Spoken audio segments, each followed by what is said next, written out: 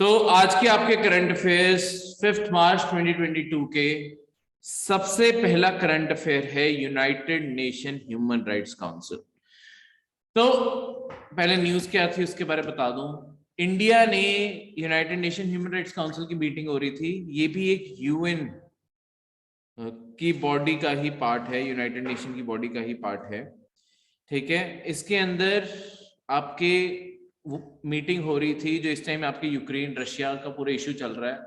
और क्योंकि रशिया के ऊपर एलिगेशंस है, मतलब वीडियोस भी साफ ही हैं कि रशिया ह्यूमन जो आपके सिविलियन पॉपुलेशन है, सिविलियन पॉपुलेशन के ऊपर भी बॉम्बिंग कर रहा है। फ्लैट्स हो गए या पब्लिक बिल्डिंग्स होगी, वहां पे बॉम्बिंग कर रहा है, जिसके कारण लोग वहां पे मर रहे हैं। ठीक है, तो इसके चलते हुए आपके ये ह्यूमन राइट वायलेशन मानी जाती है कि आपके सिविलियंस के ऊपर अननेसेसरी फोर्स जब आप यूज करते हैं। तो इसके चलते ह्यूमन राइट काउंसिल के अंदर भी सेशन हो रहा था और यहाँ पे भी आपके रशिया के एक्शंस को कंडेम करने के लिए और रशिया को बोलने के लिए कि ये सब कुछ करना बंद करो, यहाँ पे वोटिंग हो रही थी। इंडिया ने यहाँ पे भी वोटिंग करने से एब्सटेन किया है। अब ये चीज क्या है, देखो, जब पहली बात तो ये एब्सटेन क्या होता है, सिर्फ इसका मतलब बताता हूँ, फिर मैं सारे के सारे इशू करता हूँ। देखो, जब भी वोट डलती है आपके पास 3 ऑप्शन होते हैं। आप यस में वोट डाल सकते हो, नो में वोट डाल सकते हो, या अब्सटेन कर सकते हो।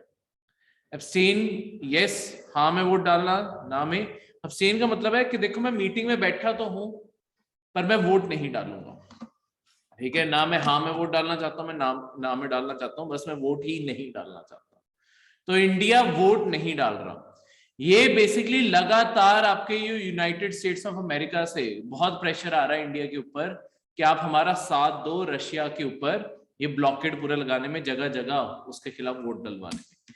पर इंडिया इस स्टैंड को रेजिस्ट कर रहा है क्योंकि हमें अपने रशिया के साथ भी रिलेशन मेंटेन करने हैं। तो हम ना हाँ में वोट डाल रहे हैं ना में वोट डाल रहे हैं, हम एक मिडिल पोजीशन मेंटेन कर रहे हैं। ठीक है, और इंडिया साथ साथ ऑब्वियसली ये बात जरूर कर रहा है कि सोल्यूशन हमेशा पीसफुल होना चाहिए और इसी कारण आपके एब्सटेन के पीस प्रोसेस, हमेशा शांति करो, आपस में बैठ के बातें करो, ये इंडिया जरूर बातें कर रहा है।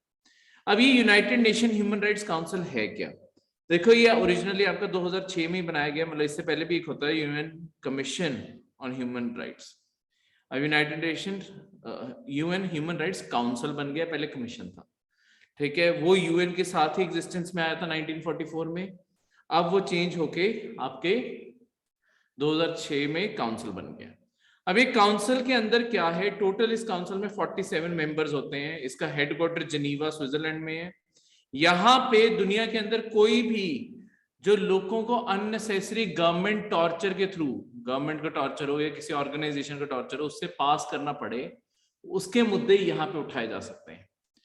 एक्शन ये बॉडी को ज्यादा कुछ नहीं ले सकती, बस वही बात है कि कंडेम करेगी कि ऐसी चीजें ना करो, शांति पे आ जाओ, वो सब कुछ मेनली वहां पे फोकस है आपका। ठीक है, तो ये जो सारी की सारी चीजें हैं, इसके चलते हुए देखो, इसके अंदर जो मेंबर्स होते हैं ना, इसके अंदर मेंबर्स हमेशा इलेक्टेड होते हैं। ठीक है, ये जो 47 मेंबर्स हैं, ये सारे 47 मेंबर्स 3-3 साल के टर्म पे इलेक्ट होते हैं। कहां से इलेक्ट होते हैं? यूनाइटेड नेशन की सबसे मेन बॉडी कौन सी है? देखो, जो यूनाइटेड नेशन है, अब पिछले एक हफ्ते में हम अभी तक 3 बॉडीज पढ़ चुके हैं। यूएनएससी, यूएनजीए और आपकी आज UN human rights council.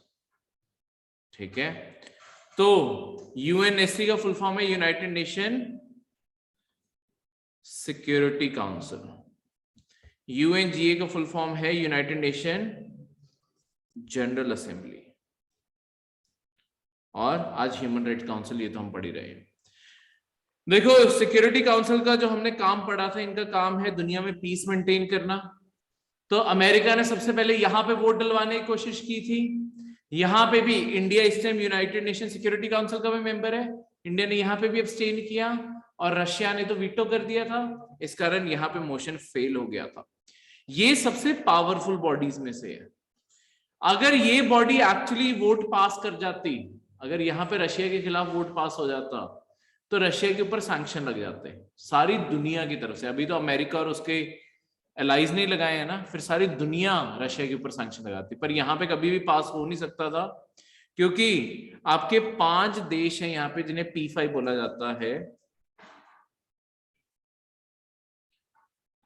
United nation security council में 5 देश हैं परमानेंट 5। ये ऐसे 5 देश है जो परमानेंटली इसके मेंबर रहते हैं। Total United nation security council में 15 मेंबर्स होते हैं, 15 में से 5 ये परमानेंट है, 10 मेंबर्स इलेक्ट करवाए जाते हैं और 2-2 साल का उनका टर्म होता है। ठीक है, तो इस तरीके से ये ऑपरेट करते हैं। ये जो परमानेंट 5 मेंबर्स हैं इन्होंने अपने आप को एक स्पेशल पावर देके रखी हुई है, जैसे कहते हैं वीटो पावर। इस वीटो पावर के कारण क्या होता है कि कोई भी रेजोल्यूशन यहां पे आएगा किसी भी कंट्री के चलते हुए, अगर इन 5 देशों में से एक ने भी मना कर दिया कि इस रेजोल्यूशन को पास नहीं करना, वो रेजोल्यूशन वहीं पे खत्म हो जाएगा। ठीक है, तो यहां पे ये जो आपका वीटो पावर है ये 5 देशों को मिली हुई है, यूएसए, यूके, रशिया, फ्रांस और चाइना। तो वीटो पावर का मतलब होता है पावर टू से एब्सोल्यूट नो। तो वो नो अगर इन्होंने कह दिया बस वो सारा का सारा रेजोल्यूशन यहाँ पे खत्म हो जाता है। ठीक है, क्लियर है? तो इस तरीके से यूनाइटेड नेशन सिक्योरिटी काउंसिल काम करता है। दूसरी साइड पे जनरल असेंबली क्या है? जनरल असेंबली का मतलब है सारे देश, एक तरीके से ये मान लो कि ये वर्ल्ड पार्लियामेंट है, सारी दुनिया की पार्लियामेंट है, सारे देश यहाँ पे अपने रिप्रेजेंटेटिव भेजते हैं। ठीक है, कोई भी चीज किसी भी देश ने किसी को क्रिटिसाइज करना है, किसी भी देश के खिलाफ बोलना है, वो सब कुछ यहाँ पे कर सकते हो। उसके बाद वो रेजोल्यूशन के ऊपर वोटिंग भी होती है। उस वोटिंग के कारण क्या होता है कि अगर वोटिंग में उस देश के खिलाफ वोट डल गई, अगर सारे देश मान गए तो उस देश के खिलाफ यहां से भी सैंक्शन लग सकते हैं, क्योंकि सारे देश मान जाएंगे ना सैंक्शन के लिए। यहां पे भी आपके फेल हो गया क्योंकि आपके 4 देशों ने अब्सटेन किया वोटिंग से, इंक्लूडिंग इंडिया, और रशिया ने तो ऑब्वियसली नेगेटिव में वोट डालनी थी, और इस कारण यहां पे भी रेजोल्यूशन फेल हो गया। ह्यूमन राइट काउंसिल ये भी आपके कुछ लेवल तक सैंक्शन लगा सकता है, ये ज्यादा पावरफुल बॉडी नहीं है, पर कुछ छोटे मोटे मिलिट्री सैंक्शंस लगा सकता है। अगर किसी की मिलिट्री ऐसा कुछ काम कर रही है, मिलिट्री की परचेजेस या सेलिंग, ऐसी सारी चीजों के ऊपर सैंक्शन लगवाने की पावर होल्ड करता है। इसके अंदर अभी हमने पढ़ा 47 मेंबर है, ये 47 के 47 मेंबर इलेक्टेड होते हैं। देखो ये जो इलेक्शन है, यहाँ पे मैंने जब बताया 10 मेंबर इलेक्ट होते हैं, ये 47 होते हैं, ये सारे के सारे जनरल असेंबली इलेक्ट करती है किन लोगों को यहाँ पे भेजा जाना है। बस ये 47 में क्या है, ये 3 साल के लिए इलेक्ट होते हैं। ठीक है, यहाँ पे 2 साल का टर्म था ऊपर सिक्योरिटी काउंसिल में, यहाँ पे 3 साल का टर्म है। ठीक है, क्लियर है? इस तरीके से आपके ये दोनों के दोनों काम करते हैं। क्लियर है? यहां तक कोई भी डाउट? ये था आपका पहला करंट अफेयर। इसमें देखो सीटें ऐसे बांटी हुई हैं, 13 सीटें अफ्रीका के पूरे कॉन्टिनेंट को दी हैं, 13 एशिया को दी हैं, 6 सीटें ईस्टर्न यूरोप को दी हैं, 8 सीटें लैटिन अमेरिका और आपकी कैरिबियन आइलैंड्स को दी हैं, 7 आपकी वेस्टर्न यूरोप और बाकी सबको दी है। बाकी सब में नॉर्थ अमेरिका भी आ गया। ठीक है, नॉर्थ अमेरिका, ऑस्ट्रेलिया, वो सब कुछ। निधि, यूनाइटेड नेशन जनरल असेंबली में 194, 195 इतने को मेंबर है, 195 मेंबर्स है। ठीक है, कई कंट्रीज वहां पे ऑब्जर्वर का भी काम करती हैं। जैसे देखो जो ताइवान है ना, ताइवान को एज अ देश रिकॉग्नाइज नहीं किया जाता। ये भी मैं बता देता हूँ, ये एक दिन पहले आपके न्यूज में जरूर बना रहा है। ये क्यों न्यूज में बना रहा है? क्योंकि चाइना ने अपनी जो, चाइना के अंदर पता क्या है, चाइना की जो पूरी की पूरी सरकार चलती है ना, चाइना के अंदर 1 पार्टी रूल है। 1 पार्टी रूल का मतलब है वहां पे सिर्फ एक ही पार्टी पावर में रहती है, वो है चाइनीज कम्युनिस्ट पार्टी या कम्युनिस्ट पार्टी ऑफ चाइना, जैसे भी आप उसे कहना चाहते हो। ठीक है, कम्युनिस्ट पार्टी ऑफ चाइना या चाइनीज कम्युनिस्ट पार्टी, एक ही बात है, communist party of China, CPC उसे वैसे कहते हैं। तो एक्चुअल रजिस्ट्रेशन में नेम यही है। ठीक है, अब यही पार्टी हमेशा पावर में रहती है, तो पार्लियामेंट भी सारी की सारी इनकी है। पार्लियामेंट में ये चीज को बोला गया है कि जो चाइना है, देखो अगर तुम चाइना का पूरा मैप देखोगे, चाइना से समुद्र में थोड़ा सा हटके यहाँ पे एक आइलैंड पड़ता है ताइवान का। ये किसी और करंट अफेयर में पूरी डिटेल में इश्यू कवर करेंगे। पर ताइवान के अंदर एक बिल्कुल इंडिपेंडेंट गवर्नमेंट ऑपरेट करती है। ताइवान के अंदर पॉलिटिकल सिस्टम बिल्कुल अलग है। ताइवान एक डेमोक्रेसी है, चाइना एक डिक्टेटरशिप है एक तरीके से, ठीक है। चाइना पर क्लेम करता है ये जो ताइवान है ये चाइना का हिस्सा ही होना चाहिए। ये कुछ टाइम पहले आपके चाइना के अंदर जो चाइनीज पार्लियामेंट है वहां पे, ये एक दिन पहले की बात है, चाइनीज पार्लियामेंट के अंदर ये बोला गया है कि हम ताइवान को जोड़ने के लिए कुछ भी करेंगे। तो ये लगातार ताइवान के ऊपर, ये ना करंट अफेयर में आएगा तब मैं पूरा इश्यू समझाऊंगा, क्योंकि चाइना अपने फाइटर जेट यहां से उड़ाता रहता है, ठीक है। तो ताइवान लगातार डरा ही रहता है, आज इन्वेजन होगी कल होगी, कभी भी चाइना यहाँ पे हमला करके इस पूरे ताइवान को छीन सकता है। और जो रशिया अब इनकरेजमेंट दे रहा है उससे क्लियर चीज दिखती है कि आने वाले टाइम पे शायद चाइना भी ऐसा कुछ कर जाए, ठीक है। क्योंकि एक करेगा तो दूसरे को इनकरेजमेंट तो अपने आप मिलेगी, कि दुनिया कुछ कर तो पाई नहीं, ठीक है। अमेरिका की, पर अमेरिका ने चलो यूक्रेन की गारंटी नहीं ली थी। ताइवान से सिर्फ एक ही चीज चाइना को रोकती है, ताइवान को प्रोटेक्ट करने की गारंटी अमेरिका ने ली हुई है, ठीक है। पर चाइना बार बार कह चुका है कि अगर अमेरिका बीच में आएगा हम उनके साथ भी वॉर पे जाने को तैयार हो जाए। तो वो तो फिर वर्ल्ड वॉर ही है अगर ये दो बड़ी पावर्स टकरा गई आपस में। तो वन पार्टी रूल में ये सारी चीजें जो बोली जाती हैं, देखो इसी कारण ना चाइना, क्योंकि दुनिया में बहुत हाई पोजीशन हासिल कर चुका है, चाइना की एक पॉलिसी है। मैं क्यों ताइवान के बारे में बता रहा था, ये यूनाइटेड नेशन जनरल असेंबली, जो आपने मेंबर पूछे कितने हैं, एक पॉलिसी है जिसे कहते हैं वन चाइना पॉलिसी।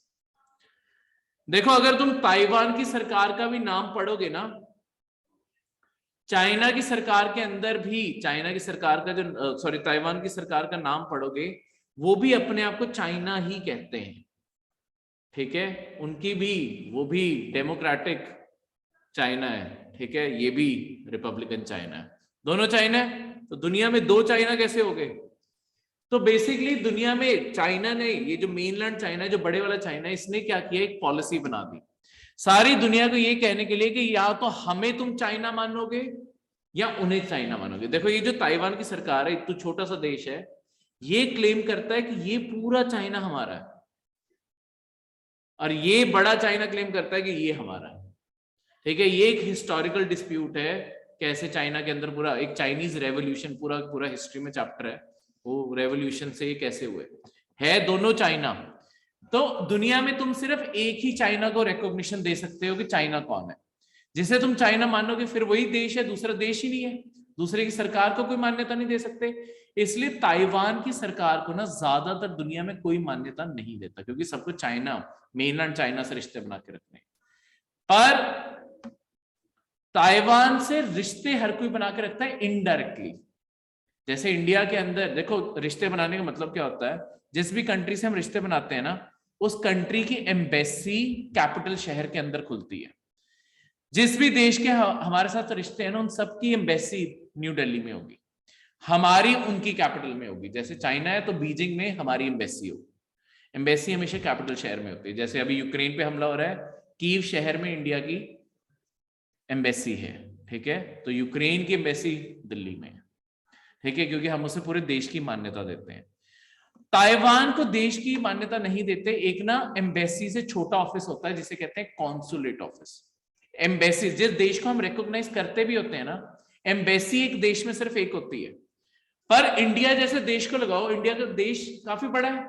अब लेट्स सपोज कोई साउथ इंडिया में रहता है, उसके लिए अगर कोई एम्बेसी से काम है, उसे दिल्ली आके काम करवाना पड़ेगा। लेट्स सपोज अमेरिका की एम्बेसी से उसे काम है, उसको दिल्ली आना पड़ेगा, दिल्ली आके काम करवाना पड़ेगा। तो ये एम्बेसीज या देश क्या करते हैं, अपने ना एम्बेसीज के छोटे ऑफिसेस बाकी देश में ओपन कर देते हैं। उन ऑफिसेस को कहते हैं कॉन्सुलेट, कॉन्सुलेट ऑफिसेस। जैसे अगर आपके चंडीगढ़ की बात की जाए, फ्रांस का कॉन्सुलेट ये आपके 36 सेक्टर में ही है, ठीक है, इस साइड पे 36 में ही पड़ता है, ठीक है। और साउथ कोरिया का आपका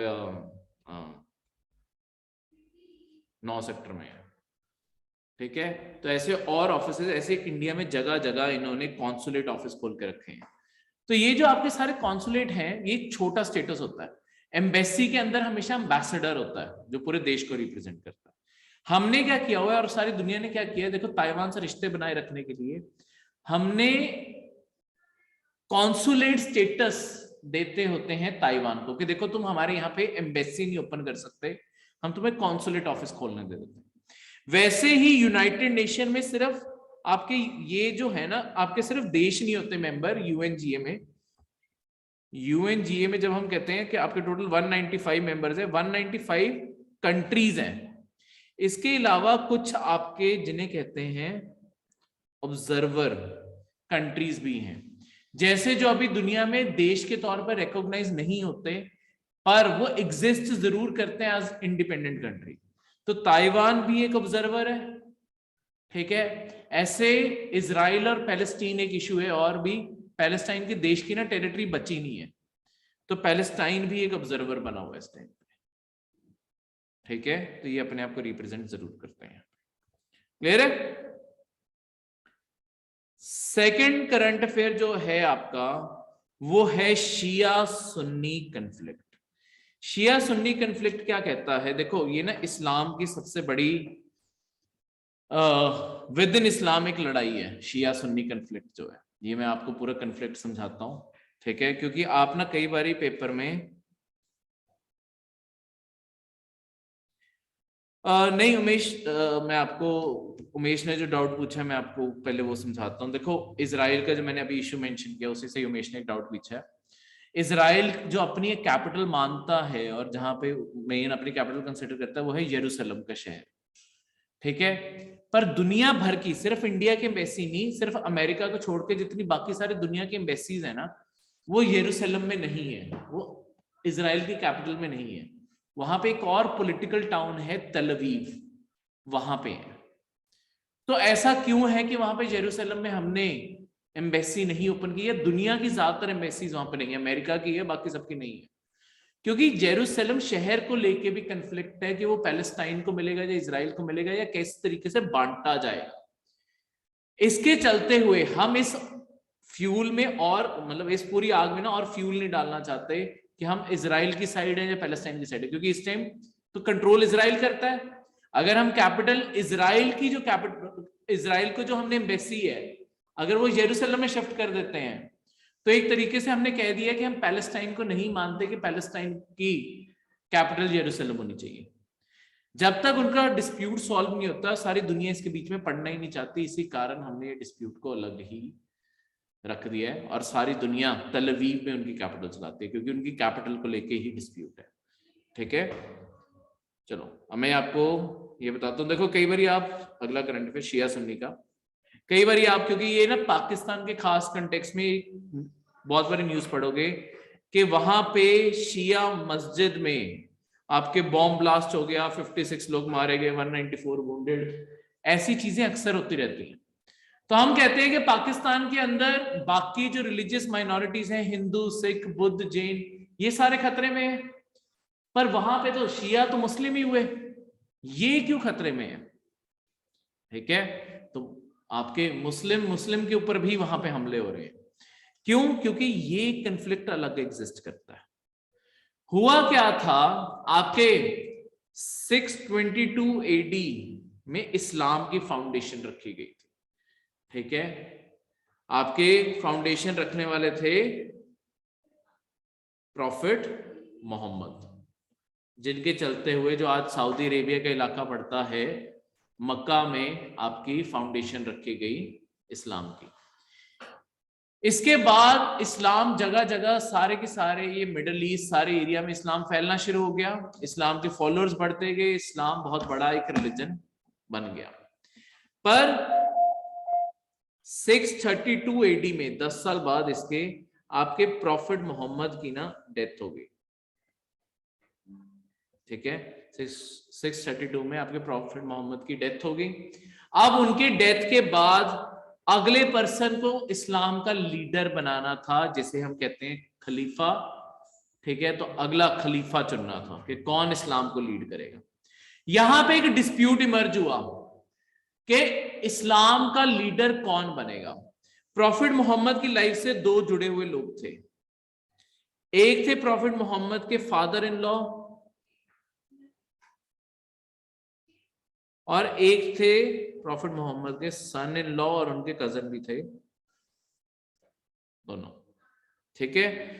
फादर इन लॉ का नाम अबू बकर, सन इन लॉ का नाम अली। ये दो लोगों को सपोर्ट करने के लिए अलग अलग इस्लामिक वर्ल्ड दो हिस्सों में बट गया कि खलीफा की कुर्सी अब किसे मिलनी चाहिए, फादर इन लॉ को मिलनी चाहिए या सन इन लॉ को मिलनी चाहिए। दोनों ही प्रॉफिट मोहम्मद के बहुत करीबी थे। डिस्प्यूट ये था कि प्रॉफिट मोहम्मद ने मरने से पहले बताया था कि किसे कुर्सी मिलनी चाहिए, पर डिस्प्यूट यही था किसका नाम लिया था, क्योंकि दोनों के फॉलोअर्स थे वहां पे, दोनों ने बाहर जाके यही बात की कि नहीं इससे बोला था इससे बोला था, वो जो सारे इशू फैला उसके कारण आपके डिवीजन होगी। जो लोग मानते हैं कि फादर इन लॉ को मेन कुर्सी मिलनी चाहिए थी, वो सारे के सारे आपके उन सबको बोलने लगे कि वो सुन्नी फॉलोअर्स हैं, और जो मानते थे कि अली को मेन कुर्सी मिलनी चाहिए वो थे आपके शिया फॉलोअर्स, ठीक है। हुआ क्या, आपके सुन्नी और शिया में यहां पे डिफरेंस आ गया, इसके कारण बहुत सारी लड़ाइयां भी हुई, इस्लामिक वर्ल्ड में लड़ाइयां भी छिड़की सुन्नी और शिया के इशू को लेके। पर इसके बाद मतलब थोड़े से खलीफा अबू बकर की डेथ होगी, फिर उसके बाद अगले की डेथ होगी, फोर्थ नंबर पे जो खलीफा बने वो अली को बना दिया गया था फोर्थ नंबर पे, तो ये सोच के कि वापस मर्ज हो जाएगा। पर उस टाइम तक आपके बहुत सारे सुन्नी फॉलोअर्स ऐसे थे जो अब अली को मानना ही नहीं चाहते थे। फोर्थ खलीफा सुन्नीज ने भी अपना एक तरीके से सुन्नीज के लीडर अली को बना दिया गया था, तो एक बार लगा था ये इश्यू खत्म हो जाएगा, पर बहुत सारे आपके ऐसे लीडर्स थे और जो मानते ही नहीं थे कि अली को बनाना चाहिए, क्योंकि डिस्प्यूट इतना ज्यादा मन के अंदर ग्रजेस बिल्ड हो गए थे। उन्होंने अली के साथ लड़ाइयां लड़नी शुरू कर दी और अली को मार भी डाला गया, ठीक है। उसके बाद अली के बेटे ने शियास के साथ मिलकर हमला करने की कोशिश की, पर सुन्नी ज्यादा बड़ी आबादी है, ज्यादा बड़ी फौजें थी, वो कभी जीत नहीं पाए, ठीक है। तो ये दुनिया में एक हमेशा कंफ्लिक्ट ही रह गया, और इसी के बेसिस पे आज दुनिया में देश बन गए हैं पूरे पूरे, या तो वो सुन्नी इस्लाम को मानते हैं या शिया को मानते हैं, ज्यादा मतलब कई जो कट्टर देश हैं, कई देश जैसे कि इंडिया हो गए, इंडिया के अंदर दोनों वादियां एग्जिस्ट करती हैं। ऑब्वियसली हमारे भी यहाँ पे सुन्नी ज्यादा है पर शिया भी एग्जिस्ट करते हैं।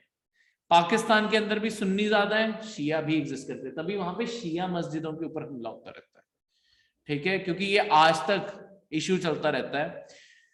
दोनों इस्लाम कुरान में बिलीव करते हैं, कुरान सेम मानते हैं। फर्क कहां आता है, एक ना आपकी इस्लाम के अंदर ना टोटल 3 किताबें मानी जाती हैं, 3 अलग अलग टेक्स्ट हैं। एक है आपकी कुरान, एक है आपका शरिया, और एक है आपकी हडित। हडित HADITH, ये नीचे यहां पे लिखा है हडित, ठीक है, ये सबसे नीचे वर्ड हडित। हडित जो चीज है, हडित एक तरह से माना जाता है कि प्रॉफिट मोहम्मद की सेइंग्स हैं और वो सब कुछ है, उन्होंने क्या क्या चीजें बताई थी, रूल्स, उनकी अपनी वर्डिंग्स क्या है, और पूरी इस्लाम की इंटरप्रिटेशन उनके मुताबिक क्या थी। कुरान ओरिजिनली क्या बताया गया भगवान की तरफ से प्रॉफिट मोहम्मद को, और वो क्या मैसेज था। शरिया आपका कानून है, और हडित एक तरह से फिलॉसफी है, ये सब कुछ जो प्रॉफिट मोहम्मद ने बताया, ठीक है। हडित को लेके दोनों में डिस्प्यूट है कि हडित की वर्डिंग्स क्या होनी चाहिए, तो इसके चलते हुए यहां पर रिलीजन में मेन डिस्प्यूट है। तो क्लियर है, तो ये चीज है, क्लियर है।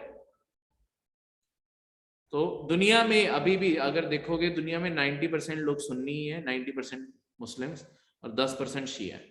अगर कंट्री के बिहाफ पे मैं तुम्हें डिस्प्यूट बताऊं, 2 कंट्रीज एक दूसरे को कट्टर नफरत करती हैं इसी इश्यू को लेके, कौन सी 2 देश हैं, छोटा सा बीच में पानी जी, ईरान और सऊदी अरबिया। बिल्कुल, यहाँ ऊपर पड़ता है ईरान जो है आपके शिया, और यहाँ पे सऊदी अरेबिया जो है सुन्नी, ठीक है। ये सारा का सारा डिस्प्यूट, ये दोनों एक दूसरे से इसी चीज में नफरत करते हैं कि किस चीज की इस्लाम की इंटरप्रिटेशन को मानते हैं। क्लियर है।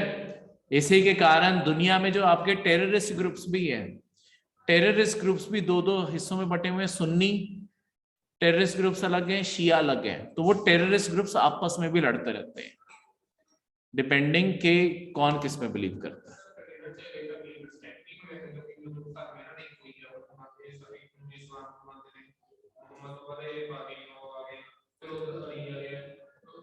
देखो रिलीजन, मैं आपको एक जनरल चीज बताता हूँ, कोई भी रिलीजन लगा लो, रिलीजन सारे रिलीजन्स के अंदर आगे डिविजन्स हैं। अगर तुम जैसे तुम सिखिज्म में बिलीव करते हो तो सिखिज्म के तौर पे बताऊं, सिखिज्म में भी तो अब जो सेल्फ क्लेम गॉड्स बन गए हैं उनके भी तो अपने खुद के फॉलोअर्स हैं, ठीक है। सिखिज्म के अपने अंदर भी देखा जाए, देखो गुरु नानक देव जी ने उनके जो अपने बेटे थे उन्हें कुर्सी नहीं दी थी, पर उनके अपने बेटे के अपने खुद के फॉलोअर्स भी हैं, ठीक है, उनका अलग सेक्ट बन गया एक।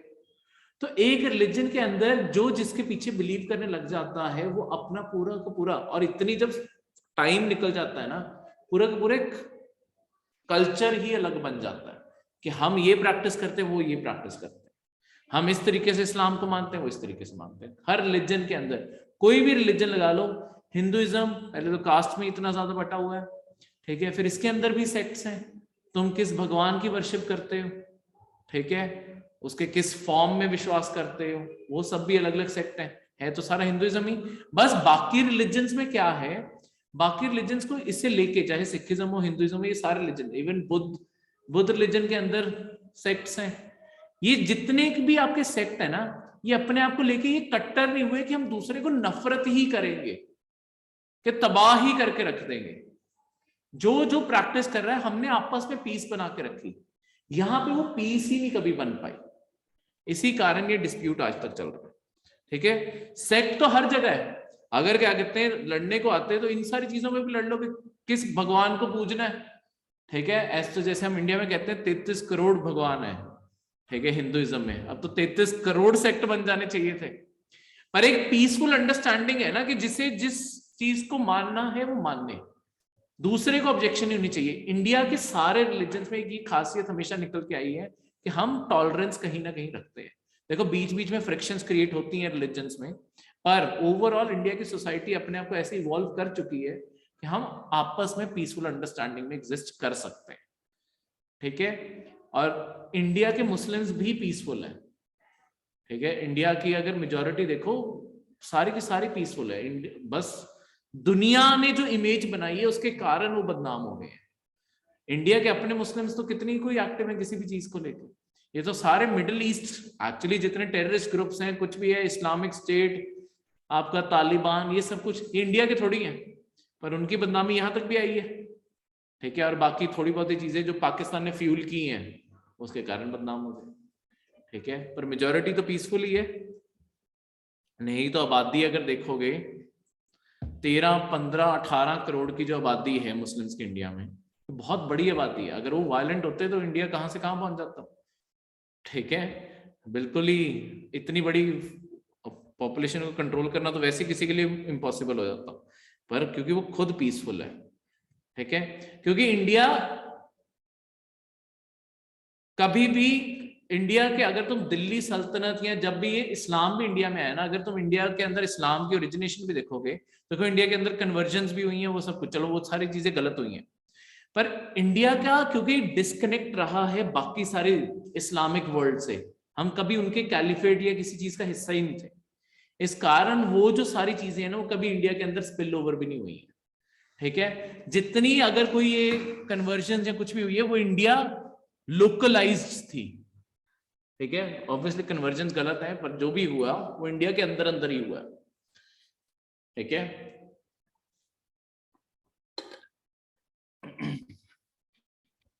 आज के जमाने में पॉलिटिकली करेक्ट रहना भी बहुत जरूरी है।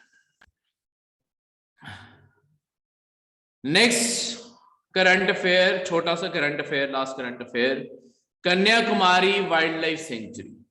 कन्याकुमारी वाइल्ड लाइफ सेंचुरी आपके तमिलनाडु में पड़ती है। कन्याकुमारी इंडिया का सबसे बॉटम वाला शहर, ये एक टाइगर हैबिटेट है, यहाँ पे शेर पाए जाते हैं, ठीक है। यहाँ पे आपके और जो जानवर हैं उसके अंदर आपके इंडियन बाइसन का जो इंडियन नाम है, कई कंपनीज या कई जगह पे ये देखा भी होगा, गौर। बाइसन एक बुल जैसा जानवर लगता होता है, मतलब बुल से बहुत बड़ा होता है ये साइज में। जो गौर है ना, ये दुनिया के सबसे बड़े बाइसन एक पूरी स्पीशीज है। मतलब दिखने में मैं आपको जनरली बता रहा हूँ कि ये बुल जैसे दिखते हैं, पर ये बुल से बहुत बड़े दिखते हैं। ये इतने बड़े हो सकते हैं कि ये सिर्फ अपनी लंबाई में 6-7 फुट के भी हो सकते हैं, ठीक है, 4 पैरों पे ही होते हैं, पर ये इतने बड़े हो सकते हैं और चौड़े आपके 3-4 फीट तक चौड़े हो जाते हैं। तो ये गौर बहुत ही पावरफुल एनिमल माना जाता है और कभी किसी के रास्ते में ना आ जाए, नहीं तो मार के भी रख देता है ये, ठीक है। तो ये बहुत ही, ये साउथ इंडिया में पाया जाता है इंडियन बाइसन, ये इसका इंडिया का नाम है गौर। उसके बाद बाकी एलिफेंट, पाइथन आपका इंडियन रॉक पाइथन, फिर लायन टेल्ड मकाकू, ये याद रखना, ये भी आपके ना, ये जो है ये आपके नीलगिरी और ये तमिलनाडु, इन सारे एरियाज में ये पाया जाता है। एक बंदर जैसे दिखने वाली स्पीशीज है, ठीक है, पर काफी लंबी पूंछ मुड़ी हुई और काफी यूनिक है। हाँ जी, नहीं राजस्थान में लायन टेल तो आपके एग्जिस्ट ही वेस्टर्न घाट्स में करते हैं, कोई एक आध वहां ना आ गया हो, देखो वैसे ही वेस्टर्न घाट में पाए जाते हैं। अगर आपको कभी क्वेश्चन आता है, वेस्टर्न घाट्स की ही वहां पे पाए जाते हैं लायन टेल्ड, ठीक है। नीलगिरी ताहर ये भी एक जानवर है, और सांबर ये एक डियर की वैरायटी है, ठीक है। सांबर डियर बहुत जगह पे पाया जाता है, ये पूरे ऑल ओवर इंडिया पाया जाता है सांबर तो, ठीक है। ये डियर की कॉमन वैरायटीज है, ताहिर और नील और आपका डियर जो है ये छोटे छोटे से जानवर है, क्लियर है। तो ये सारे के सारे जानवर यहाँ पे पाए जाते हैं। यहां तक कोई भी डाउट? ये थे आपके आज के